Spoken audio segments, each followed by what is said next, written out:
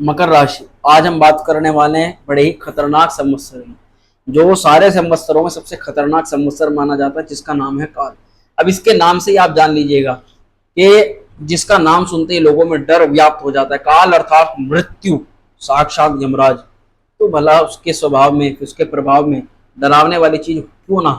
तो चलिए आज आपको इन्हीं सभी चीजों से अवगत कराएंगे कि काल नाम के संवत्सर का क्या फल है, क्या इससे डरने वाली बातें हैं, और आपकी राशि पर यानी कि मकर राशि पर इस संवत्सर का क्या इम्पैक्ट है, और क्या ऐसे दिव्य उपाय, ऐसे ब्रह्मास्त्र उपाय ये मैं वास्तविकता में बताने जा रहा हूँ कि जो भी आज मकर राशि का जातक हमारी ये वीडियो देख लेगा वो जरूर बहुत महत्वपूर्ण जानकारी लेकर के जाने वाला है। अपने जीवन को बहुत अच्छा करने की जानकारी वो लेकर के जाने वाला है। नमस्कार दोस्तों, मेरा नाम है शिवम पंडित, आप देख रहे हैं श्री विद्या स्कूल। और आज हम चर्चा करने वाले हिंदू नव संवत्सर 2081 की, जो प्रारंभ हो चुका है 9 अप्रैल 2024 से। इसका समापन होगा 29 मार्च 2025 को। एक साल, पूरा एक साल की अवधि है।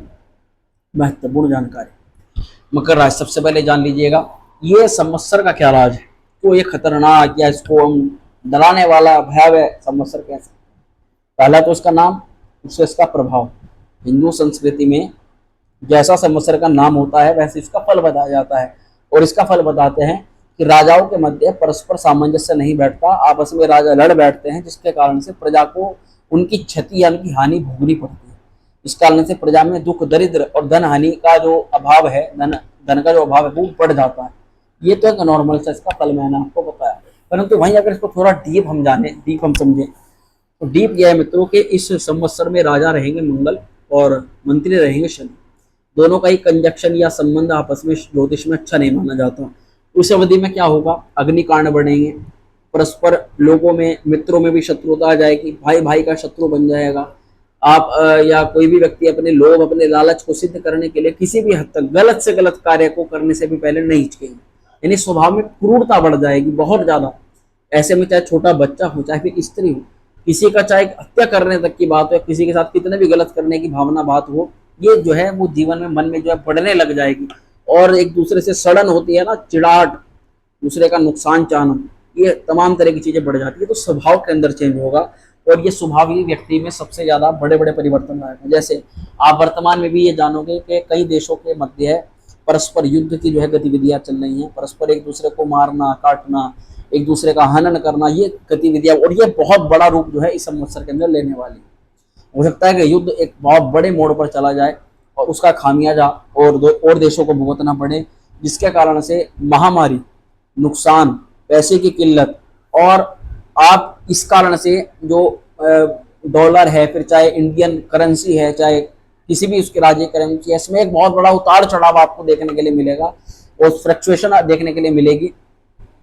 ये भी देखा जाएगा कि भूस्खलन हो रहा है, भूकंप की गतिविधियां हो रही हैं, ज्वालामुखी विस्फोट हो रहा है, एक देश दूसरे देश के ऊपर आक्रमण पड़ेगा, जिस कारण से धन से संबंधित चीजें भी समाज के अंदर घटेंगी। जो पर्यावरण, जो प्राकृतिक सब्जियां, प्राकृतिक चीजें, जो जो उपजाऊ चीजें नॉर्मल तरीके से जिनको प्राप्त किया जा रहा है, उनको इंजेक्शन, केमिकल्स के थ्रू प्राप्त किया जाएगा, और उसके कारण से आम जनमानस में बीमारी और कहीं ना कहीं संक्रमण, बहुत तगड़े लेवल का कोई संक्रमण जो है वो फैल सकता है, जिसके कारण से मृत्यु दर कहीं ना कहीं काफी बढ़ेगी इस संवत्सर में। अग्नि तात्विकता के बढ़ने के कारण से बहुत ज्यादा अग्नि रहेगी। यानी इस महीने या इस साल जो गर्मी होने वाली है वो बड़े नेक्स्ट लेवल की गर्मी होने वाली है। वर्षा के भी कम पड़ने के बहुत ज्यादा चांस है, जिस कारण से बीमारियां और संक्रमण बहुत ज्यादा बढ़ रहा है। यही सबसे बड़ा एक चिंता का कारण है कि यहाँ इस संवत्सर को खतरनाक माना जा सकता है। इस पूरी ही तरह की गतिविधि में बचने के लिए क्या किया जा सकता है? देखिए, लूटपाट, चोरी, डकैती, इस तमाम तरह की गतिविधि तो बढ़ेंगी। अगर आप इससे बचना चाहते हैं, इसके लिए दो चीजों को मेन आपको फॉलो करके चलना पड़ेगा। पहला तो अपनी मेहनत पर, अपने पराक्रम पर, और आज से ही मेहनत करने वाली आदत आप डाल लीजिएगा। जैसे कई लोग सोचते हैं कि कल कर लेंगे, परसों कर लेंगे, तरसों कर लेंगे। टाइम उन पर होता है, वास्तविकता में उनकी बात सही होती है, परंतु फिर भी वो उस समय पर जब वो टाइम आता है वो काम को छोड़ देते हैं। तो फिर भी अगर आप पर समय है, तब भी अगर आज आप पर टाइम है तो आज आप उस कार्य को करें। यही एकमात्र आपके लिए ब्रह्मास्त्र उपाय रहेगा। दूसरा, जिस भी कार्य को आप कर रहे हैं, मान लीजिए आप नौकरी के लिए, व्यापार के लिए, या शादी के लिए, या किसी भी चीज के लिए एक्स्ट्रा जो भी आप काम कर रहे हैं, इसमें आपको फल की इच्छा इतनी भी नहीं रखनी है, केवल काम करना है और काम ही करना है। क्योंकि इस वर्ष में, इस हिंदू नव वर्ष में शनि मंत्री रहेंगे।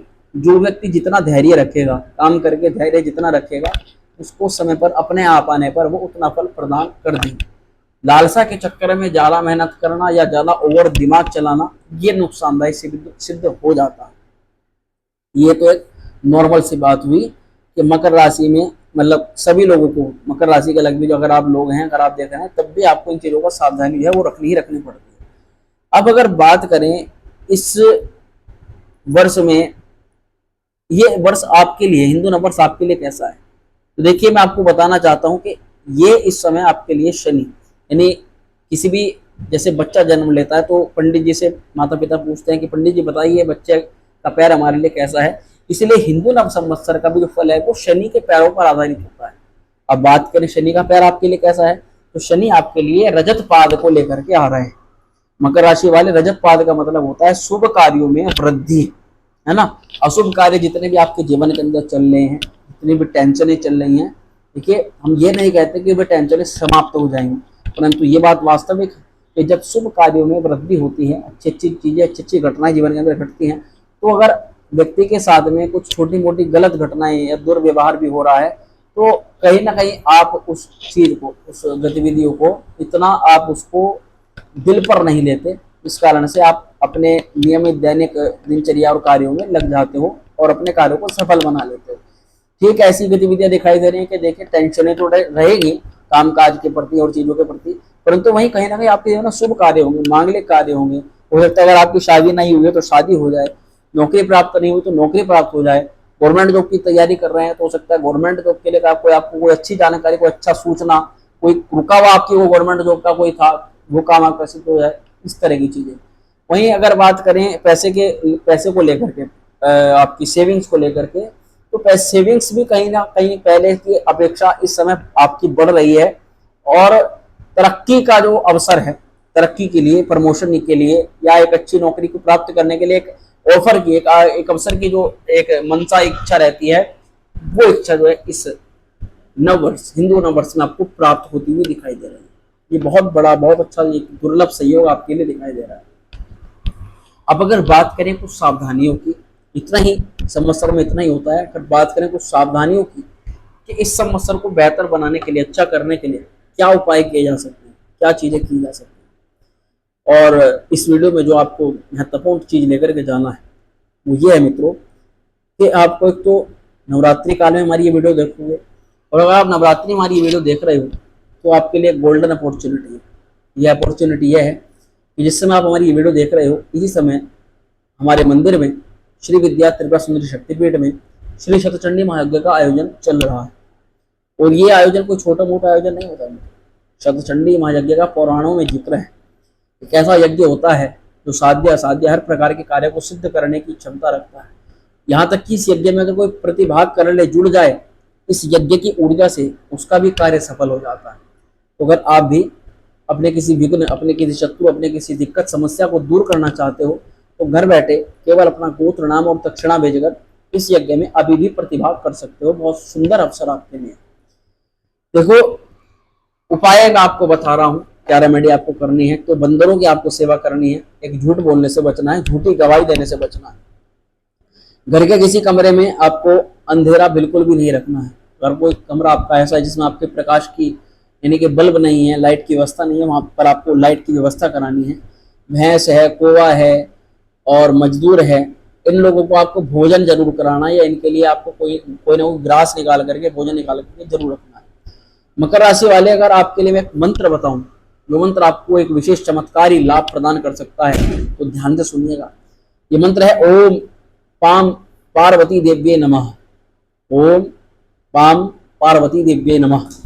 ये मंत्र आपको प्रतिदिन 108 बार जपना है रुद्राक्ष की माला से, और ये आपके जीवन के अंदर एक बहुत बेहतरीन और एक गुड, एक निर्णायक परिवर्तन, एक बहुत जबरदस्त परिवर्तन आपके जीवन के अंदर कर सकता है। ये जानकारी हमने आपको आज की वीडियो के अंदर दी। और मित्रों, अगर आपको माँ काली या माँ सिद्धिदात्री, क्योंकि इन दो देवियों की उपासना आपको अवश्य करनी है, आप नवरात्रि काल में अगर वीडियो देख रहे हो, अगर आप को इनकी उपासना विधि नहीं पता है और आप इनकी कृपा को भी प्राप्त करना चाहते हो, तो आपके लिए हमने बहुत ही सुलभ और बहुत ही आसान एक कार्य कर दिया।